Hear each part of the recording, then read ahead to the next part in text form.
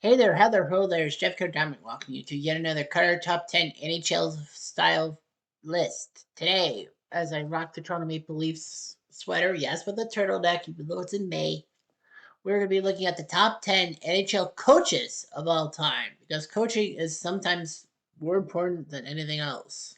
And you got to recognize these coaches and all that.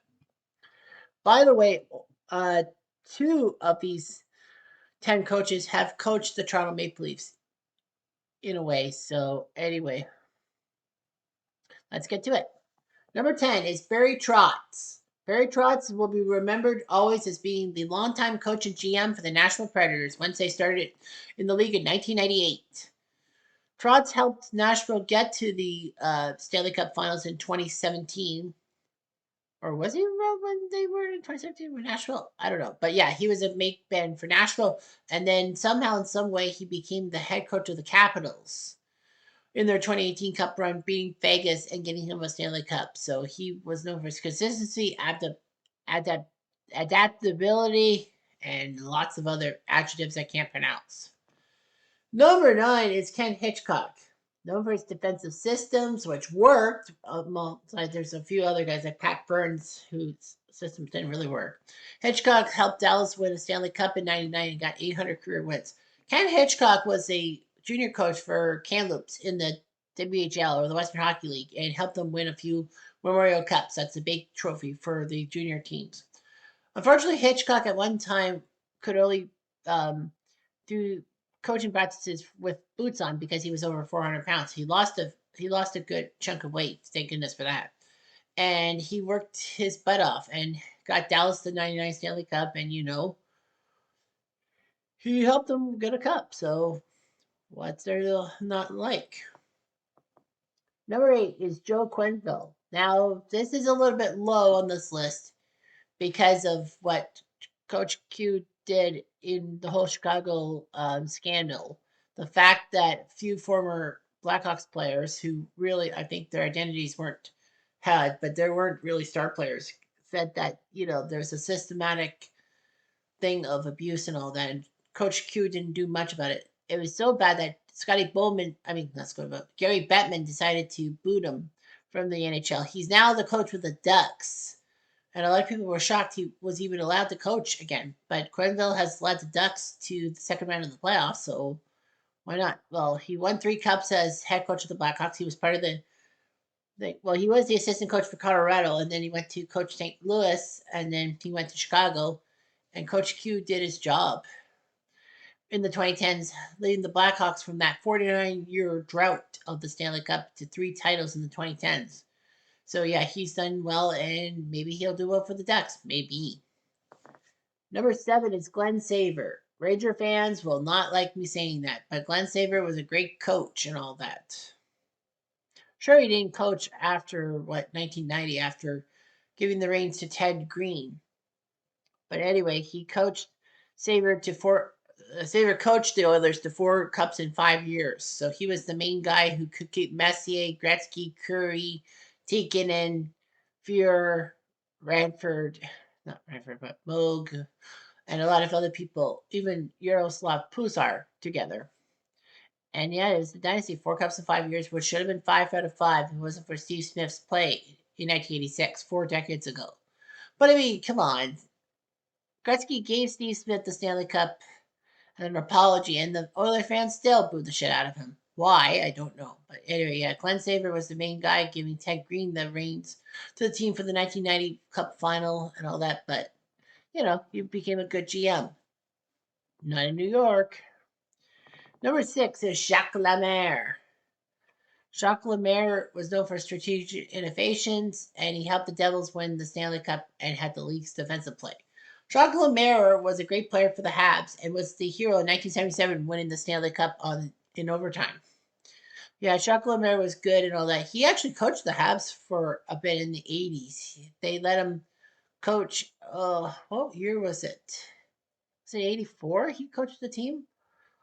Or something. Yeah, he coached the Habs for a year or two, but his defensive style didn't really mesh with Montreal and all that, and he was dumped off. But yeah, Jacques Lemaire became assistant coach for the Habs, and then he went on to be the Devils' head coach. and then you use the trap, as in the way that the defenders would trap the other team from coming up the ice by clogging the neutral zone and all that. The Devils won the 95 Stanley Cup that way. I mean, taking out Detroit, who were heavy favorites. But yeah, the Devils did it. They had Danico, they had Scott Stevens plugging up the holes, Jay Penvalt, Dolfo, Brian Rolston. But yeah, he was still good. And he became the first head coach of Minnesota when the Wild were back as an expansion team in 2000. So, Lemaire did his job. And then 3 years later, he helped Minnesota pull off back-to-back 3-1 comebacks to reach the conference finals. They shocked Colorado and sent Patrick Roy into retirement in the first round. And then against the Canucks, they took them out 3 games. They were down 3-1, took out the Canucks. They were swept by the Ducks, only scoring 1 goal, but still, Lemaire did his job. Number 5 is Mike Babcock. I know he should be lower because of his indiscretions, including abuse and all that, in both Toronto and Columbus. In fact, Columbus hired him, and then they had to de-hire him because of his controversies. Anyway, he did have a tactical acumen, made him a top coach for the Red Wings. He was the guy who came in for the Red Wings after Scotty Bowman decided to leave. He was good. He became the first coach to join the Triple Gold Club, winning the Stanley Cup, Olympic Gold, and World Championship. Of course, the World Championship is not big in Canada and the United States as much as it is in Europe and all that. They put the World Championship above the Stanley Cup in Europe, vice versa here in North America. Yeah, he won Olympic gold in 2010 for the team, in Vancouver that won the title. Was it 2010 or was it 2014? I can't remember back on. I think it's 2010. Nevertheless, he coached the team in Olympic gold and he won the Stanley Cup with Detroit in 2008. He was the right guy after Scotty Bowman, but he ran fumes. Yeah, he ran on fumes, and then he was sent to the Leafs. An 8-year deal, which made him the highest paid coach in NHL history. But Babcock only lasted a few years with the Leafs and practically sucked. And the Leafs would regret having Mike Babcock around. Really. Number 4 is another former Leaf coach, Pat Quinn. Irish Pat Quinn, as you will. Known for his leadership and adaptability. He coached several teams to success and was coach of the year twice. Pat Quinn was a bruising defenseman for many teams, including the Toronto Maple Leafs. He played for the Leafs when he crushed Bobby Orr in Game 2 of the 1969 Stanley Cup playoffs against the Bruins, and basically a Boston woman, a Boston fan, a row of ladies whacked him on the head or tried to stick a pin in him. I don't know what she was trying to do. But yeah, Pat Quinn ruined Bobby Orr. He would play for Vancouver. He played for the Atlanta Flames. He played for some teams and all that. And then he became head coach. He would be coaching the Kings, but he would have problems. He actually accepted a deal with the Canucks while being the Kings coach / GM. So Quinn gave some penalties and all that. Yeah, Quinn became the coach GM for the Vancouver Canucks when they needed him in the Pavel Bure era. He was still pretty good and all that. I keep thinking he was the coach in '94 when the Canucks went to the Stanley Cup Finals, but I don't think so. Oh yeah, Pat Quinn was the head coach in 1980 when the Flyers had that 25 win and 10 tie, or 25-0 and 10, 35 game NHL unbeaten streak. Of course, could have been less if those 10 games actually went to overtime, because in the 70s there were no overtime for regular season play. I don't know why. But yeah, Pat Quinn was known for his masterful job with the Canucks, and then he became the Leaf head coach, coached the Leafs in the early 2000s, and to the last Stanley Cup semifinal in Leaf history was 2002. That was him as head coach, getting all the pluggers together because of the injury to Matt Sundin and basically Shane Corson leaving the team in disgust. But yeah, Pat Quinn was a good player and all that, and a good coach too. Number 3 is Toe Blake. Toe Blake led the Habs to 8 Stanley Cup victories. It's a little controversial because Toe Blake had to go through 2 playoff rounds a year instead of the 4 that we all know and enjoy. Toe Blake actually was a player. He was with Elmer Locke and Richard on what they call the punchline. Not the punchline. Yeah, the punchline, which was actually a famous line in Montreal. And I think allegedly, was it Toe Blake who said that Maurice Richard was like a rocket. I think it was. But yeah, Todd Blake held his own. He did win the NHL MVP one time, and he was a scoring leader too. But then when he retired, he became the head coach of the Habs by the late 50s and, helped them win 5 straight Stanley Cups and from 56 to 60. He was the man. And, he helped them win some cups in the 60s. And then by 1968, he was gone. Or was it 69? Well, he was gone by that mark. But yeah, he was the massive coach to Montreal's dynasty. Number 2 is Al Arbor. Al Arbor is a legendary figure with one team and one team only as head coach, the New York Islanders, getting them the 4 straight Stanley Cup championships. Al Arbor was a stay-at-home defenseman who had some AHL and NHL experience. He played for the St. Louis Blues. Al Arbor was one of the rarities in the NHL at the time, wearing glasses while playing hockey. Of course, it helped that Arbor didn't have to wear a helmet or face shield because, glasses would have fogged up. But yeah, Al Arbor did his job and all that. So yeah, Al Arbor did everything. He was a player for the Leafs at one time. I think he won some cups with the Leafs. No, he won the 61 cup with the Hawks and 62 with the Leafs. Anyway, Al Arbor was great and all that.